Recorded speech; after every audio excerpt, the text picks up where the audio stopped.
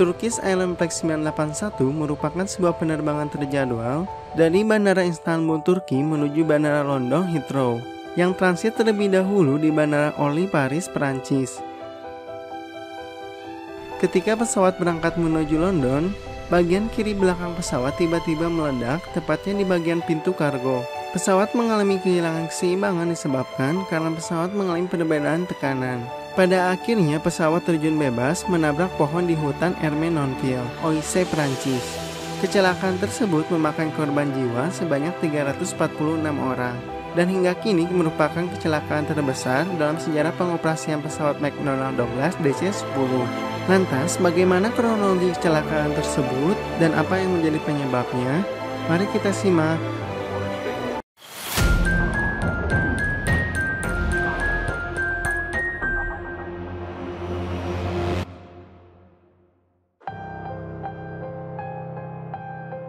Minggu 3 Maret 1974, Turkish Flight 981 terbang dari Istanbul pada pagi hari dan mendarat di Bandara Internasional Paris Orly pukul 11 waktu setempat.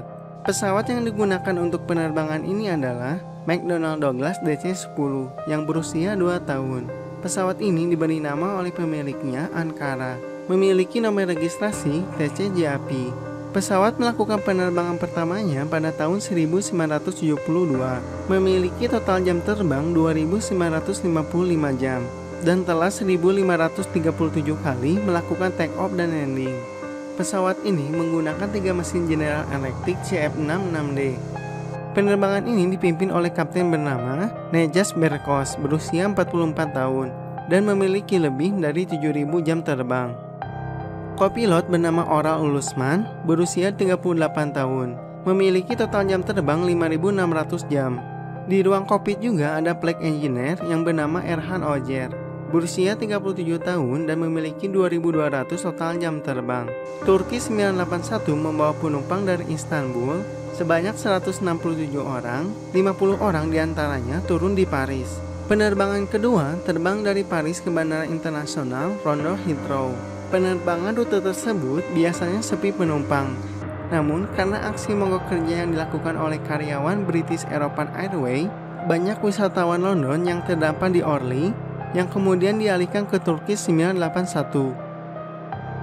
Ada 216 penumpang baru sedang boarding di penerbangan ini. Maka, totalnya ada 335 orang penumpang di penerbangan ini. Alhasil, pesawat penuh sesak mengakibatkan jadwal keberangkatan Turkish 981 harus ditunda selama 30 menit. Setelah selesai melakukan persiapan penerbangan, Turkish Flight 981 meminta izin ke ground control untuk melakukan pushback. Turkish Flight 981 keluar dari Terminal Gate sesuai dengan jadwal yang sudah ditentukan. Turkish Flight 981 meminta izin kepada ATC Orly untuk segera melakukan take off. Setelah mendapat izin, Turkish 981 segera melakukan take off di runway yang sudah ditentukan, tepat pada pukul 12.32 waktu setempat.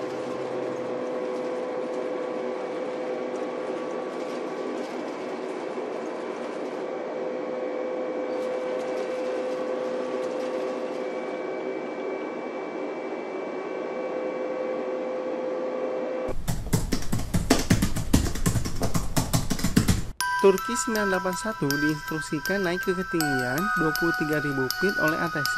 Tak lama, pukul 12.40 di saat ketinggian masih 11.000 feet, tiba-tiba terdengar suara dentuman keras terdengar di pesawat. Pintu kargo bagian kiri belakang meledak. Perbedaan mendadak antara tekanan udara di area kargo dan kabin penumpang yang berjumlah 14 kilopascal menyebabkan bagian dari lantai kabin di atas runtuh bersama dengan 6 kursi penumpang.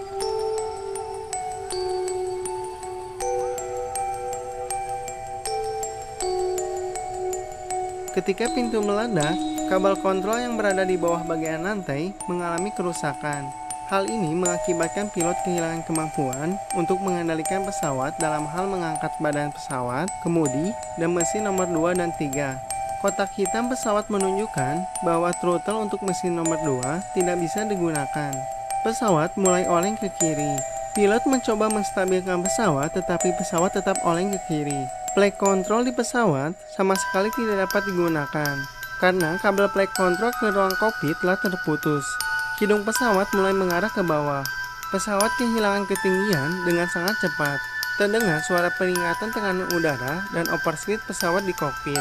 Pada akhirnya pesawat terjun bebas 20 derajat dalam keadaan hidung pesawat menuju tanah dengan kecepatan yang tinggi. Pesawat menabrak pohon di hutan Emmernville, Oise, Perancis.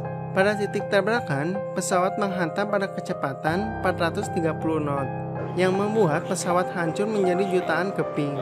Reruntuhan begitu terpecah sehingga sulit untuk mengatakan apakah ada bagian pesawat yang hilang. Seluruh penumpang dan kru Turki 981 semuanya dinyatakan meninggal dunia. Dari hasil investigasi setelah dilakukan penyelidikan, kecelakaan Turkish Airlines Flight 981 kemungkinan disebabkan oleh pintu kargo belakang yang terbuka, sehingga menimbulkan dekompresi eksplosif yang memutus kabel-kabel penting yang dibutuhkan untuk mengendalikan pesawat. Lepasnya pintu kargo belakang memutuskan kabel flight control dan struktur lantai pesawat, menyebabkan 6 penumpang dan bagian-bagian pesawat terlempar. Mesin nomor 2 tidak berfungsi optimal dan merusak kendali penerbangan. Para kru kemudian tidak dapat mengendalikan pesawat. Investigasi lain menemukan bahwa pada saat penutupan pintu kargo belakang yang berada di sisi kiri tidak sepenuhnya terkunci. Desain mekanisme pada pintu kargo Turki Flight 981 seolah sudah terkunci dengan baik dan ventilasi sudah tertutup. Namun kenyataannya pintu kargo belum terkunci sepenuhnya. Setelah kejadian tersebut, FAA memerintahkan ke semua pesawat yang menggunakan pintu kargo yang pengoperasiannya seperti pesawat Douglas DC-10 agar mendesain ulang kait penutup pintu kargo tersebut. Dan FAA juga memerintahkan untuk mendesain ulang struktur pintu kargo pesawat tersebut, yang mana jika suatu nanti kejadian lagi pintu kargo terlepas pada saat mengudara, tidak merusak struktur lantai pesawat dan tidak memutus kabel-kabel penting yang dibutuhkan untuk mengendalikan pesawat.